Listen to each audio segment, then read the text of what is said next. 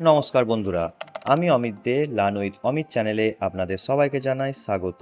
বস, 2026 সালে দাঁড়িয়ে আপনি যদি একটা নতুন গাড়ি কেনার কথা ভাবছেন তাহলে আপনার মাথায় এই প্রশ্নটা আসতে বাধ্য, একটা পিওর ইলেকট্রিক নাকি হাইব্রিড?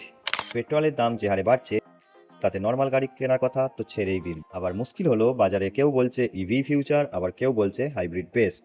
আজকের এই 5 মিনিটের ভিডিওতে কোনো টেকনিক্যাল জ্ঞান নয়, একদম প্র্যাকটিক্যাল কথা বলবো, যাতে ভিডিও শেষে আপনার মনের সব কনফিউশন ক্লিয়ার হয়ে যায়। তাই লাইক বাটনটা প্রেস করে একদম রেডি হয়ে যান। আর চ্যানেলে নতুন হলে সাবস্ক্রাইব করতে ভুলবেন না কিন্তু।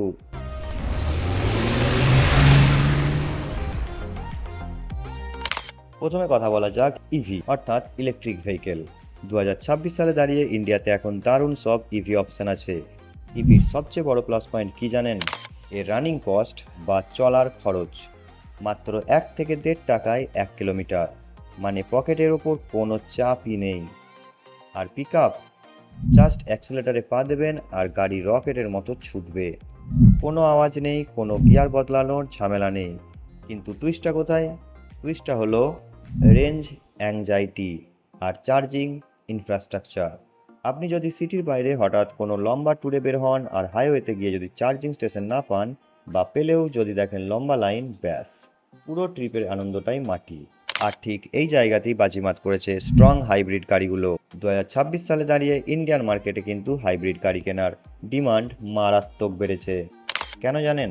কারণ ইভি আর পেট্রোলের দুটোরই মজা আছে। এই গাড়িগুলোতে একটা ব্যাটারি থাকে আর একটা পেট্রোল ইঞ্জিন থাকে। যখন আপনি সিটির জ্যামে আসতে চলবেন, গাড়ি নিজে থেকেই ব্যাটারিতে শিফট হয়ে যাবে, কোনো পেট্রোল খরচই হবে না। আর যখন স্পিড বাড়াবেন বা হাইওয়েতে যাবেন, পেট্রোল ইঞ্জিন চালু হয়ে যাবে। সবথেকে বড় সুবিধা, এই গাড়ি আপনাকে আলাদা করে প্লাগ গুজে চার্জ করতে হবে না, গাড়ির ইঞ্জিন এই নিজেই ব্যাটারি চার্জ করে নেয়। আর মাইলেজ 25 থেকে 27 কিলোমিটার প্রতি লিটার। ভাবা যায়?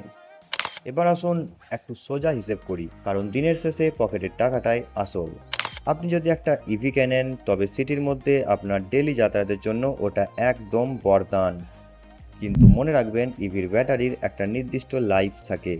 অন্যদিকে হাইব্রিড গাড়িগুলো ইনিশিয়াল দাম ইভি বা নর্মাল পেট্রোল গাড়ির থেকে কিছুটা বেশি হলেও এর রিসেল ভ্যালু কিন্তু দুর্দান্ত পাওয়া যায়, কারণ সেখানে চার্জিং পয়েন্ট খোঁজার কোনো টেনশনই থাকে না।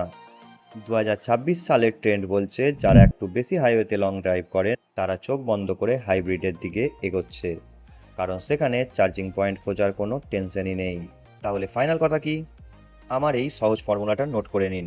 আপনার ডেলি ড্রাইভিং যদি মাত্র 40 থেকে 50 কিলোমিটার হয়, তবে আপনি মূলত সিটির মধ্যেই গাড়ি চালান, চালানোর জায়গা আছে, তাহলে চোখ বন্ধ করে একটা ইভি নিয়ে নিন।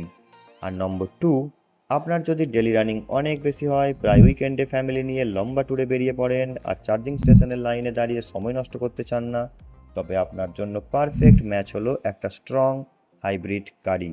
তো বন্ধুরা, এবার আপনারাই কমেন্ট করে বলুন, 2026 সালে দাঁড়িয়ে আপনারা ইভি টিমে আছেন নাকি হাইব্রিড টিমে? কোনটা আপনার বেশি প্র্যাকটিক্যাল মনে হলো?